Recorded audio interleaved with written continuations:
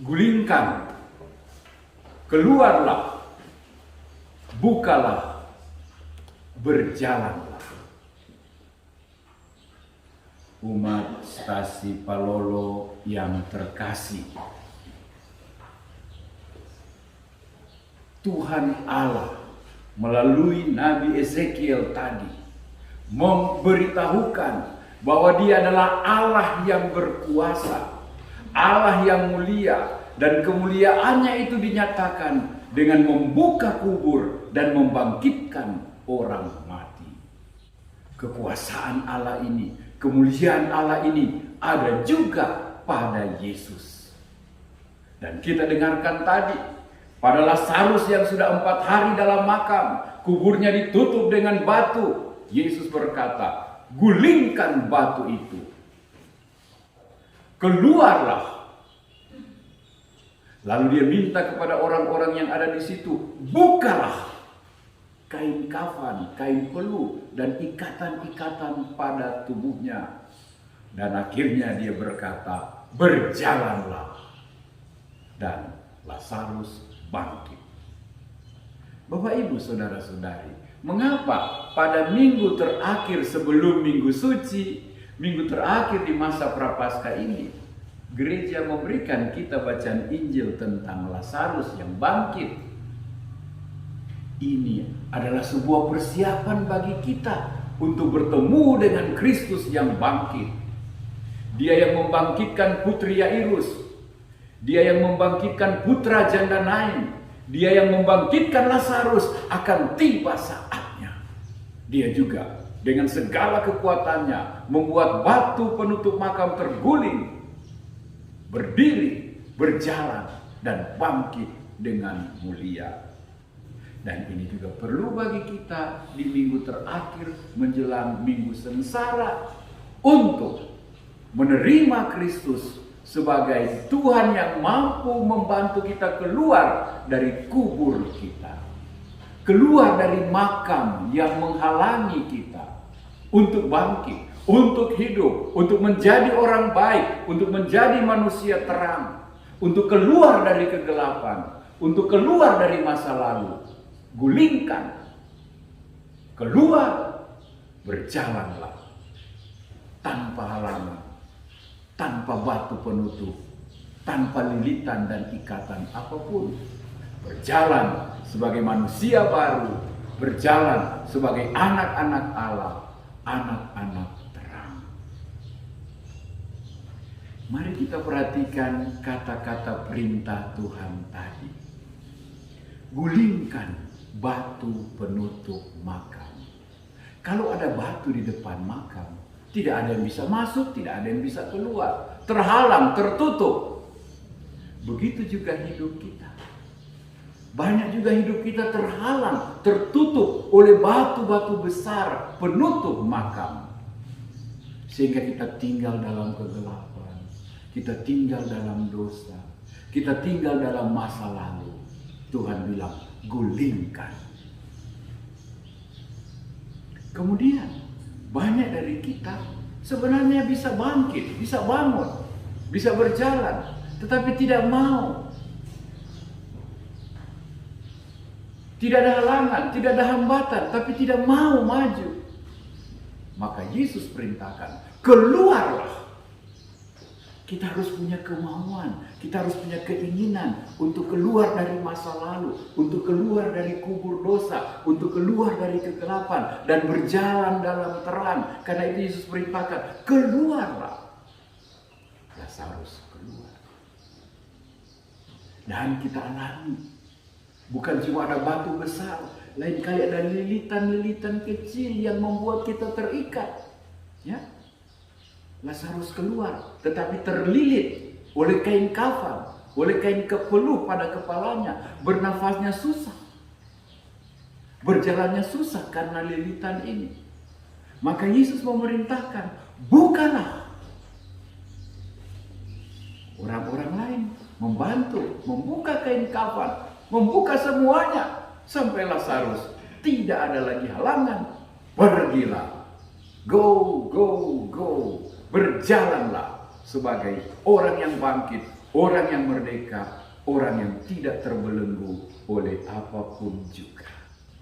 Masa Prapaskah ini adalah masa menggulingkan batu-batu yang menutup masa depan baru kita. Masa Prapaskah ini adalah masa untuk keluar dari hidup lama ke hidup baru.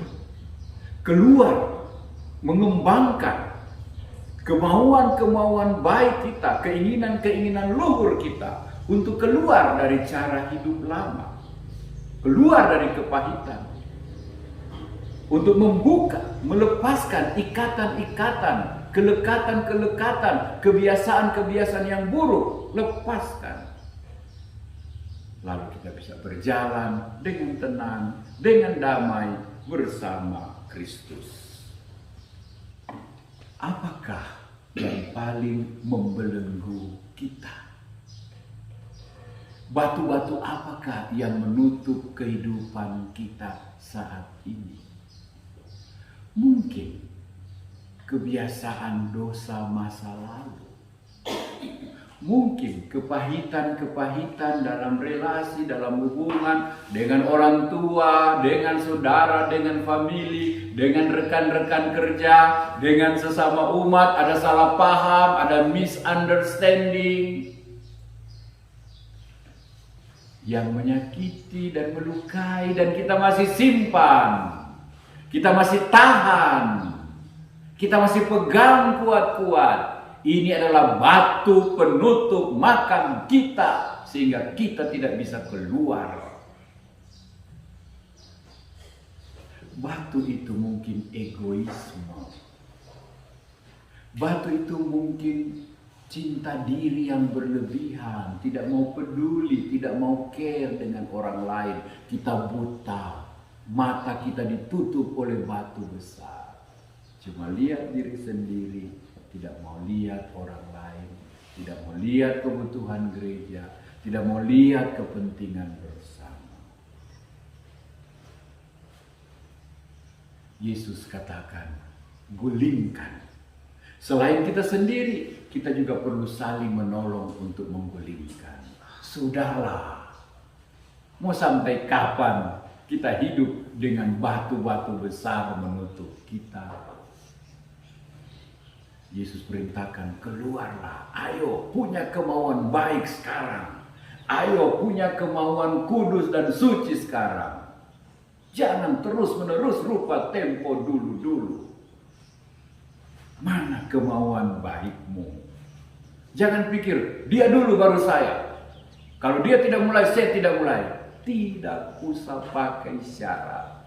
Mau saja, mau saja. Lepaskan lilitan-lilitan itu.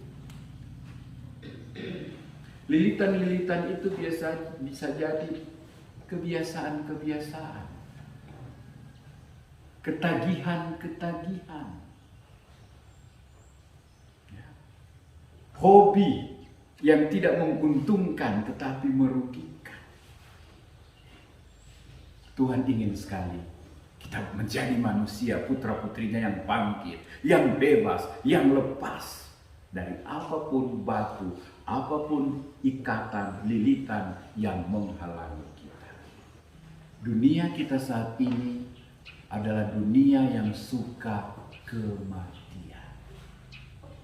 Mau contoh? Perang. Perang kan saling membunuh, mati kau, habis kau. Seperti anak-anak yang main game, ya. Itu mereka memelihara semangat perang, semangat membunuh, mati kau, bunuh kau, hancur kau, habis kau. Apa yang tertanam pada jiwa anak-anak kita itu? Semangat membunuh, semangat mematikan. Makanya adik kandungnya minta, "Nggak mau, ini punyaku, bukan punyamu." Kakak adik, tidak ada lagi kasih sayang, yang ada kau lain, mati kau, saya menang, saya ini. Budaya kematian, budaya mematikan, budaya menghancurkan. Tidak beda dengan teroris yang sungguhan pakai bom. Bahaya, anak-anak muda kita sudah ditanam semangat ini. Budaya kematian saat ini apa? Terorisme.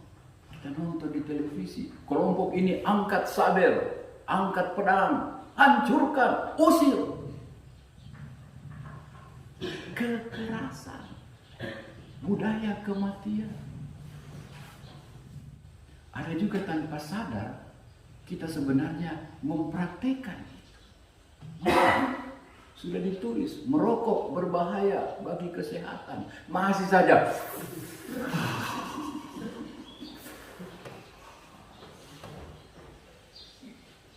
Berarti orang menyukai kematian. Ya. Orang yang terbiasa kadang sampai tengah malam, sampai pagi. Tidak tidur, tidak bisa tidur. Berbahaya bagi kesehatan. Mungkin ada dokter di sini, mungkin ada yang anaknya dokter.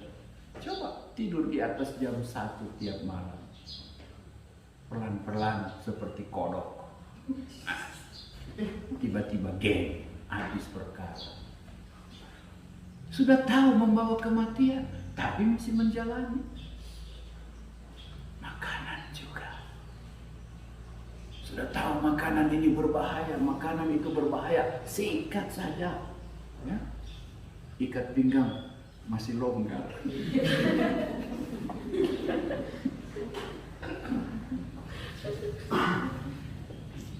Sudah tahu makanan ini berbahaya bagi kesehatan. Dokter sudah bilang, orang tua sudah bilang berdasarkan pengalaman, masih saja sikat, pantang menyerah, mati kalau mati.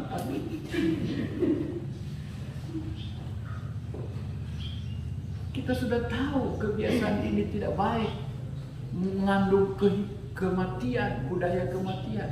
Kita masih buat. Alam juga. Kurang hormat terhadap alam, kurang adil terhadap alam, ya. Menyalahgunakan hutan, ya. Malas untuk menanam, ya. Hanya memotong, tidak pernah menanam. Tidak menjaga kelancaran perairan, sungai sehingga memberikan kehidupan yang sehat. Ini juga budaya anti kehidupan. Tuhan bilang, gulingkan semua kebiasaan-kebiasaan buruk itu. Keluarlah dari kecenderungan-kecenderungan yang salah. Lepaskanlah semua lilitan-lilitan yang menghalangi engkau dan berjalanlah sebagai orang-orang yang bebas. Ibu bapak, kamu dengar dalam bacaan Injil tadi, Yesus pergi melawati Marta dan Maria dan mengunjungi Lazarus di makam. Maria dan Marta menangis. Teman-temannya, orang-orang Yahudi, kaum keluarga, sahabat kenalan datang menemani Marta dan Maria di hari-hari duka mereka. Yesus menangis. Apa yang mau diajarkan oleh Yesus lewat hal ini? Yesus mau mengajarkan sesuatu yang menjadi peraturan gereja, yakni perbuatan kerahiman. Perbuatan amal kasih yang dipuji dan dianjurkan gereja adalah mendoakan orang yang wafat, mengunjungi, melayat, menghibur, menguatkan orang yang berduka. Satu hal yang sangat penting, mengunjungi orang berduka, membantu, menolong, menghibur mereka, menguatkan hati mereka, berdoa bersama-sama mereka. Ini satu perbuatan yang terpuji. Kehadiran kita, keterlibatan kita, pelukan kita pada yang berduka, tepukan kita di bahu dia yang sementara berduka akan meringankan dukanya. Akan membuat dia merasa lega, akan membuat dia merasa ditolong. Apalagi kehadiran Tuhan sendiri dengan doa, dengan mujizat, dengan berkat-Nya. Terima kasih kepada ibu bapak, saudara-saudari yang jika ada duka, jika ada yang mengalami hidup berat, jika ada yang mengalami nasib kurang beruntung, mau hadir, mau datang, mau menepuk-nepuk bahu temannya, mau mengungkapkan rasa duka, rasa senasib, rasa sepenanggungan. Anda sungguh mempraktekkan kerahiman ilahi, belas kasih Tuhan sendiri. Saudara-saudari, banyak dari kita yang sementara mati seperti Lazarus. Banyak dari kita yang masih ada di bawah tumpukan batu penutup makam. Banyak kita yang masih terlilit dengan kain kafan. Yesus minta kepada kita, gulingkan. Yesus minta kepada kita, keluar. Yesus minta kepada kita, bukalah. Baku bantu, bukalah. Dan Yesus minta kepada kita, berjalanlah dengan leluasa, dengan bebas, dengan gembira. Terakhir, Bapak Ibu, saya pernah membangkitkan orang mati. Tidak percaya ya? Baik. Mungkin 20 tahun lalu saya memberi retret di Jakarta. Mahasiswa calon katekis. Karena sudah agak siang, mereka mulai mengantuk. Dan kebetulan ada satu mahasiswa namanya Lazarus. Teman-teman sekelas sudah tahu. Kalau sudah ada bunyi-bunyi sedikit, Lazarus sudah mulai action. Sudah ngantuk dan sudah tidur, sudah ngorok dia. Pas waktu itu tema renungan tentang Lazarus. Maka saya bawakan dengan semangat, Lazarus, keluarlah, berjalanlah. Pas waktu itu dia lagi tidur. Ketika saya katakan, Lazarus, temannya bangunkan, dia bangun. Dan ketika saya sambung lagi, Lazarus, keluarlah. Langsung dia berdiri dan keluar dari ruangan.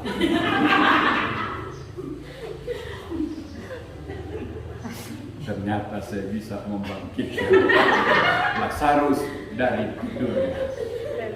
Beberapa tahun kemudian ketika ketemu teman-temannya, mereka bilang, Romo, mujizatnya manjur. Kenapa?